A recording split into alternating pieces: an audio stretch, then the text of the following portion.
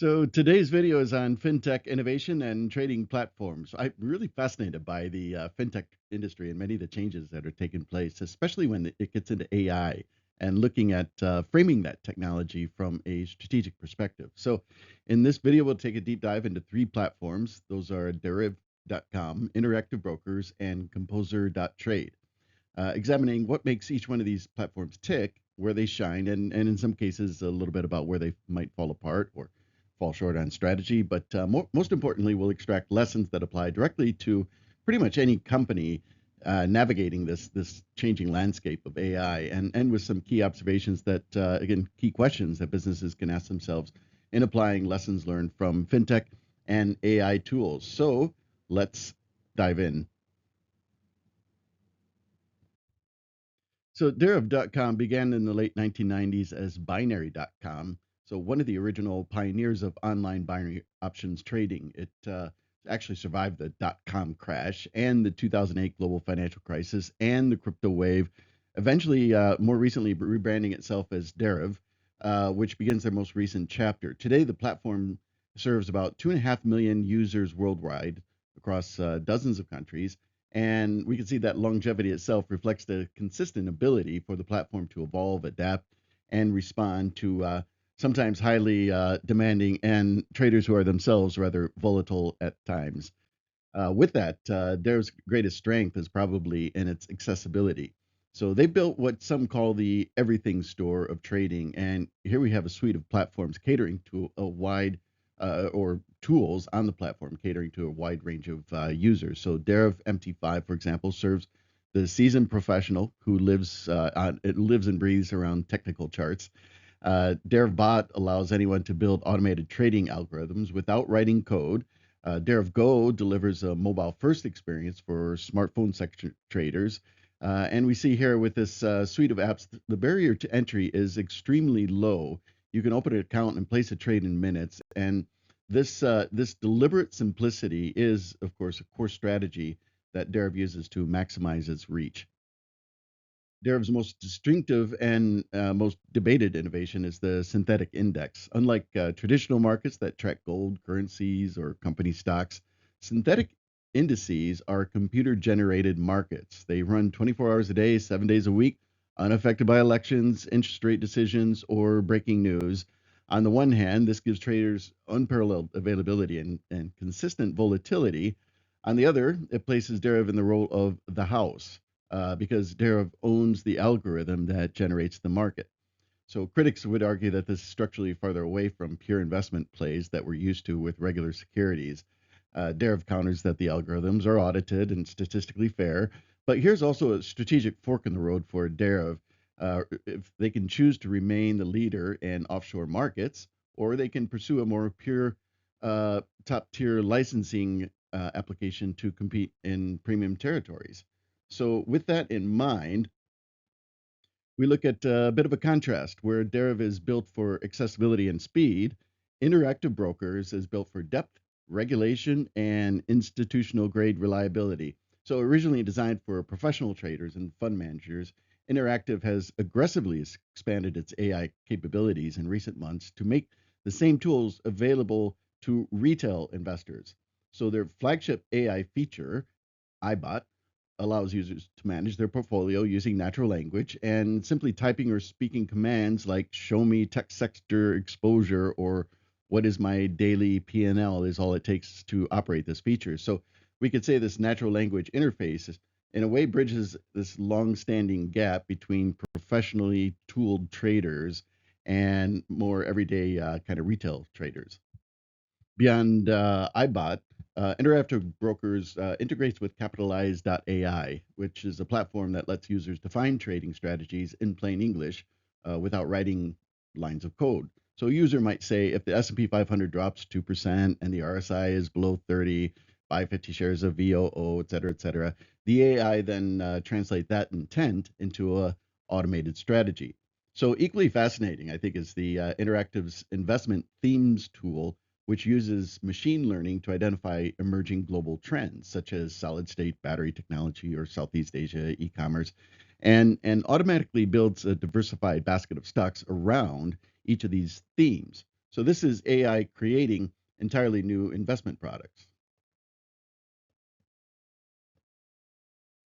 Composer.trade is a kind of platform that earns sort of a quiet, passionate following among its users. It is a US regulated broker and strategy builder rolled into one using a visual if then sort of logic editor. So users can build trading strategies called symphonies without writing any code. An AI copilot then allows users to describe their strategy in plain English, and the AI assembles the logic blocks. So after deploying this, the Symphony runs automatically, rebalancing the portfolio daily or weekly without the user needing to do anything. So going back to Deriv.com, Deriv and Composer tend to serve rather different types of users with different philosophies. So Deriv is the digital arcade, like fast-paced, globally accessible, and built for the trader who wants to be in the market right now. Whereas Composer is kind of like a hedge fund lab, methodical, systematic, designed for the investor who wants to build a machine that runs while they sleep.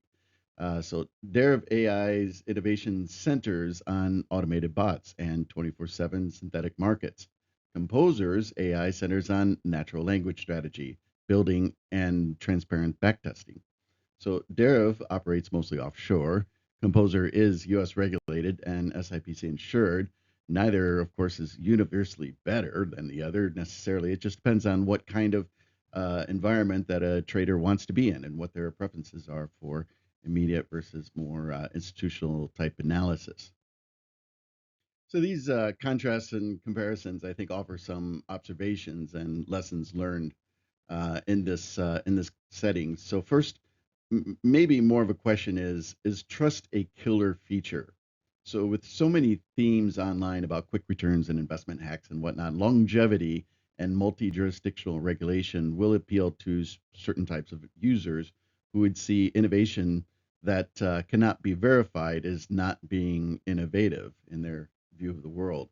So another observation is that no code, of course, now universal language of fintech, and I think all of these examples show that users do not, retail users anyway, do not want to have to code their investment strategies, and they want but they want the output of code. So the most transformative AI tools are not necessarily the chatbots themselves, but they are the translators that convert human intent directly into executable technical action. A third observation here is availability may beat complexity. So in the case of their 24/7 synthetic markets revealed an enormous appetite for round-the-clock access to trades. Traders often choose a platform that is more conveniently available over one with necessarily better assets that closes on weekends, for example. So convenience is frequently more profitable than traditional purity, and that we see that across many different kinds of industries. And another lesson here, I think, that applies to all is that we're seeing the agentic shift in fintech.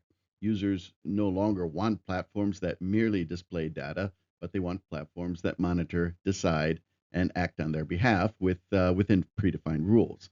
So the transition from tools to agents is certainly not a future trend. It's basically already happening and it's shaping every product, not only in fintech but across the board among all different industries.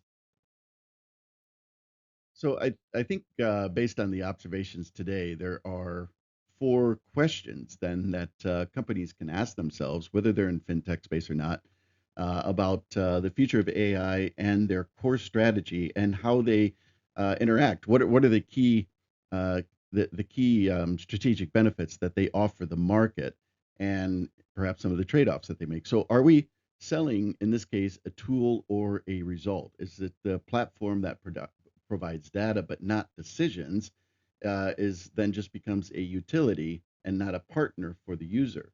So a second area question is how much friction exists between a user's thought and a trade? So any platform that can reduce that time between thought and trade is going to be the winner. If users have to leave a platform to calculate risk or make other considerations, then the platform has already lost. So a third observation here, or a question that companies can ask themselves is our AI built for efficiency or for growth? So what we're referring to here is cutting costs is not the same as creating new products. Really, being able to leverage this AI technology means that a company is thinking about how to extract value from customers. In other words, revenue, as opposed to extracting value from just operations, which is essentially cutting costs. So real innovation is found in the value brought to market, which then is translated into revenue. And one other question I think that's worth asking is, how do we prove our AI is fair? So as automation deepens and expands, and explainability is no longer possible for many of the functions and behaviors of AI, it is a regulatory and ethical challenge that a lot of businesses are facing. So the problem represents a new and unique challenge for this technology and all the industries that use it. So the ability, which is fundamentally the ability to audit what is happening. So I don't know how companies are going to solve this. Of course, provable AI guardrails is a starting point, and there are many more things that companies can do with the AI to keep the guardrails on and be able to explain its output. But maybe I'll dive into this in another video at another time. But fascinating area of development, a lot happening in this space. So finally, just to sum things up, we can safely say that the companies winning in fintech, whether Deriv, Interactive Brokers, or Composer, are not just offering more features. They're making each user feel like a superpowered version of themselves. They're removing complexity, eliminating friction, and placing institutional grade capabilities into the hands of normal everyday investors. So the path forward for any company in this space is clear: move away from AI mentions and toward measurable outcomes, building platforms that act and not just platforms that inform.